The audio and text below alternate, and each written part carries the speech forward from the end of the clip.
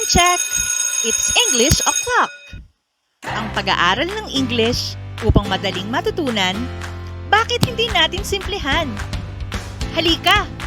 Manood at makinig sa English Teacher ni Juan! Kung bago ka pa lang sa channel na to, huwag kang matakot.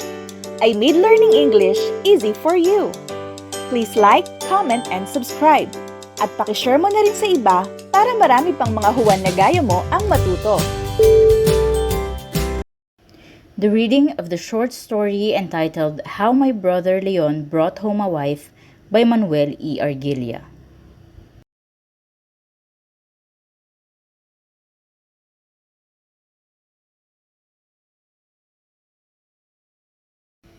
She stepped down from the carretela of Casilin with a quick, delicate grace. She was lovely. She was tall. She looked up to my brother with a smile, and her forehead was on a level with his mouth. "You are Baldo," she said, and placed her hand lightly on my shoulder. Her nails were long, but they were not painted. She was fragrant like a morning when papayas are in bloom, and a small dimple appeared momently high on her right cheek. "And this is Labang, of whom I have heard so much." She held the wrist of one hand with the other and looked at Labang, and Labang never stopped chewing his cud. He swallowed and brought up to his mouth more cud, and the sound of his insides was like a drum. I laid a hand on Labang's massive neck and said to her, "You may scratch his forehead now." She hesitated, and I saw that her eyes were on the long, curving horns. But she came and touched Labang's forehead with her long fingers, and Labang never stopped chewing his cud, except that his big eyes half closed. And by, she was scratching his forehead very daintily. My brother Leon put down the two trunks on the grassy side of the road. He paid Casilin twice the usual fare from the station to the edge of Nagrebcan. Then he was standing beside us, and she turned to him eagerly. I watched Casilin where he stood in front of his horse, and he ran his fingers through its forelock and could not keep his eyes away from her. "Maria," my brother Leon said. He did not say Maring. He did not say Mayang. I knew then that he had always called her Maria, and that to us all she would be Maria. And in my mind I said, "Maria," and it was a beautiful name. "Yes, Noel." Now, where did she get that name? I pondered the matter quietly to myself, thinking father might not like it. But it was only the name of my brother Leon said backward, and it sounded much better that way. "There is Nagrebcan, Maria," my brother Leon said, gesturing widely toward the west. She moved close to him and slipped her arm through his, and after a while she said quietly, "You love Nagrebcan, don't you, Noel?" Casilin drove away hieing to his horse loudly. At the bend of the Camino Real where the big duha tree grew, he rattled the handle of his braided rattan whip against the spokes of the wheel. We stood alone on the roadside. The sun was in our eyes, for it was dipping into the bright sea. The sky was wide and deep and very blue above us. But along the sawtooth rim of the Kataghayan Hills to the southwest flamed huge masses of clouds. Before us, the field swam in a golden haze, through which floated big purple and red and yellow bubbles when I looked at the sinking sun. Labang's white coat, which I had washed and brushed that morning with coconut husk, glistened like beaten cotton under the lamplight, and his horns appeared tipped with fire. He faced the sun, and from his mouth came a call so loud and vibrant that the earth seemed to tremble underfoot. And far away in the middle of the field, a cow lowed softly in answer. "Hitch him to the cart, Baldo," my brother said, laughing, and she laughed with him, a big uncertainly, and I saw that he had put his arm around her shoulders. "Why does he make that sound?" she asked. "I have never heard the like of it." "There is not another like it," my brother Leon said. "I have yet to hear another bull call like Labang. In all the world, there is no other bull like him." She was smiling at him, and I stopped in the act of tying the cinta across Labang's neck to the opposite end of the yoke. Because her teeth were very white, her eyes were so full of laughter, and there was the small dimple high up on her right cheek. "If you continue to talk about him like that, either I shall fall in love with him or become greatly jealous." My brother Leon laughed, and she laughed, and they looked at each other, and it seemed to me there was a world of laughter between them and in them. I climbed into the cart over the wheel, and Labang would have bolted, for he was always like that, but I kept a firm hold on his rope. He was restless and would not stand still, so that my brother Leon had to say, "Labang," several times. When he was quiet again, my brother Leon lifted the trunks into the cart, placing the smaller on top. She looked down once at her high-heeled shoes, then she gave her left hand to my brother Leon, placed the foot on the hub of the wheel, and in one breath she had swung up into the cart. Oh, the fragrance of her! But Labang was fairly dancing with impatience, and it was all I could do to keep him from running away. "Give me the rope, Baldo," my brother Leon said. "Maria, sit down on the hay and hold on to anything." Then he put a foot on the left shaft, and that, instead, Labang leaped forward. My brother Leon laughed as he drew himself up to the top of the side of the cart and made the slack of the rope hiss above the back of Labang. The wind whistled against my cheeks, and the rattling of the wheels on the pebbly road echoed in my ears. She sat up straight on the bottom of the cart, legs bent together to one side, her skirts spread over them so that only the toes and the heels of her shoes were visible. Her eyes were on my brother Leon's back. I saw the wind on her hair. When Labang slowed down, my brother Leon handed to me the rope. I knelt on the straw inside the cart and pulled on the rope until Labang was merely shuffling along. Then I made him turn around. "What is it that you have forgotten now, Baldo?" my brother Leon said. I did not say anything but tickled with my fingers the rump of Labang, and away we went, back to where I had unhitched and waited for them. The sun had sunk, and down from the wooded sides of the Katayaghan hills, shadows were stealing into the fields. High up overhead, the sky burned with many slow fires.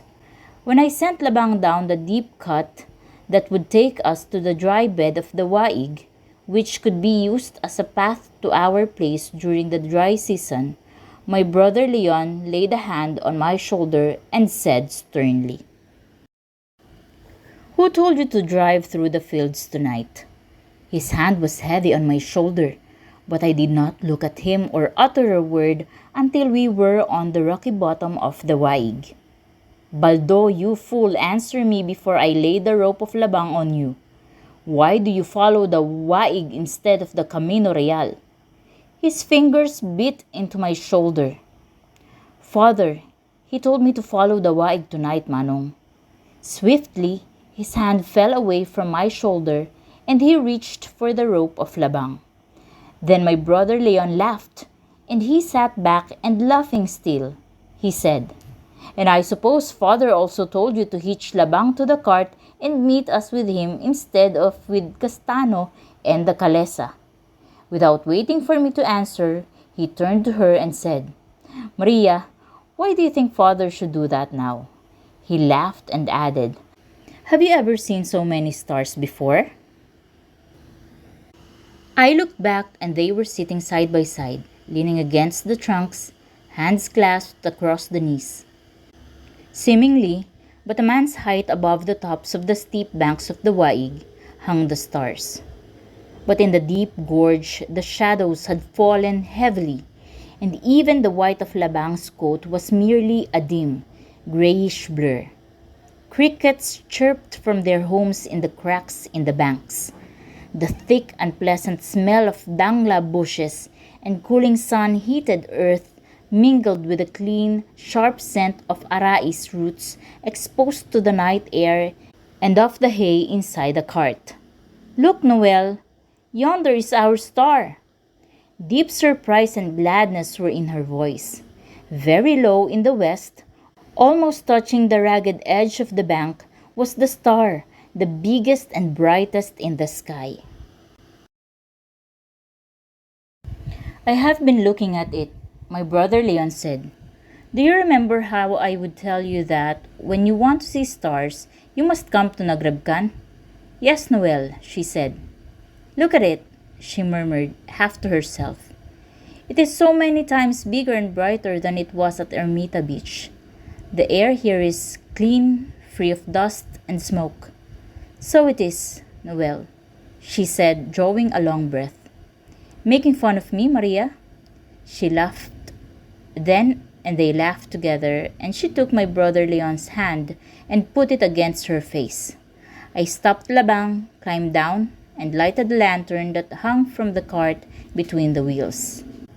"Good boy, Baldo," my brother Leon said as I climbed back into the cart, and my heart sank. Now the shadows took fright and did not crowd so near. Clumps of andadasi and arais flashed into view and quickly disappeared as we passed by. Ahead, the elongated shadow of Labang bubbled up and down and swayed drunkenly from side to side. For the lantern rocked jerkily with the cart. "Have we far to go yet, Noel?" she asked. "Ask Baldo," my brother Leon said. "We have been neglecting him." "I am asking you, Baldo," she said. Without looking back, I answered, picking my words slowly. "Soon we will get out of the Waig and pass into the fields. After the fields is home, Manong. So near already." "But it is so very wide here," she said. The light of the stars broke and scattered the darkness so that one could see far on every side, though indistinctly. "You miss the houses and the cars and the people and the noise, don't you?" My brother Leon stopped singing. "Yes, but in a different way. I am glad they are not here." With difficulty, I turned Labang to the left, for he wanted to go straight on. He was breathing hard, but I knew he was more thirsty than tired. In a little while, we drove up the grassy side onto the Camino Real. "You see," my brother Leon was explaining, "the Camino Real curves around the foot of the Catayaghan Hills and passes by our house. We drove through the fields because... But I'll be asking Father as soon as we get home." "Noel," she said. "Yes, Maria. I am afraid he may not like me." "Does that worry you still, Maria?" my brother Leon said. "From the way you talk, he might be an ogre for all the world, except when his leg that was wounded in the revolution is troubling him. Father's the mildest-tempered, gentlest man I know." We came to the house of Lakay Julian, and I spoke to Labang loudly. But Moning did not come to the window, so I surmised she must be eating with the rest of her family. And I thought of the food being made ready at home, and my mouth watered. We met the twins, Urong and Celine, and I said, "Hoy!" calling them by name. And they shouted back and asked if my brother Leon and his wife were with me. And my brother Leon shouted to them and then told me to make Labang run. Their answers were lost in the noise of the wheels. I stopped Labang on the road before our house and would have gotten down, but my brother Leon took the rope and told me to stay in the cart. He turned Labang into the open gate and we dashed into our yard. I thought we would crash into the kamachile tree, but my brother Leon reined in Labang in time. There was light downstairs in the kitchen, and Mother stood in the doorway, and I could see her smiling shyly. My brother Leon was helping Maria over the wheel. The first words that fell from his lips after he had kissed Mother's hand were, "Father, where is he?" "He is in his room upstairs," Mother said, her face becoming serious. "His leg is bothering him again." I did not hear anything more because I had to go back to the cart to unhitch Labang. But I hardly tied him under the barn when I heard Father calling me. I met my brother Leon going to bring up the trunks. As I passed through the kitchen, there were Mother and my sister Aurelia and Maria, and it seemed to me they were crying, all of them. There was no light in Father's room. There was no movement. He sat in the big armchair by the western window, and a star shone directly through it. He was smoking, but he removed the roll of tobacco from his mouth when he saw me. He laid it carefully on the windowsill before speaking. "Did you meet anybody on the way?"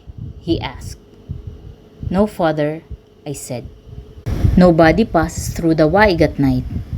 He reached for his roll of tobacco and hitched himself up in the chair. "She is very beautiful, Father." Was she afraid of Labang? My father had not raised his voice, but the room seemed to resound with it. And again, I saw her eyes on the long curving horns and the arm of my brother Leon around her shoulders. No, Father, she was not afraid. On the way, she looked at the stars, Father, and Manong Leon sang. What did he sing? "Sky sown with stars." She sang with him. He was silent again. I could hear the low voices of Mother and my sister Aurelia downstairs. There was also the voice of my brother Leon, and I thought that Father's voice must have been like it when Father was young. He had laid the roll of tobacco on the windowsill once more. I watched the smoke waver faintly upward from the lighted end and vanish slowly into the night outside. The door opened and my brother Leon and Maria came in. "Have you watered Labang?" Father spoke to me. I told him that Labang was resting yet under the barn. "It is time you watered him, my son," my father said. I looked at Maria and she was lovely. She was tall. Beside my brother Leon, she was tall and very still. Then I went out, and in the darkened hall, the fragrance of her was like a morning when papayas are in bloom.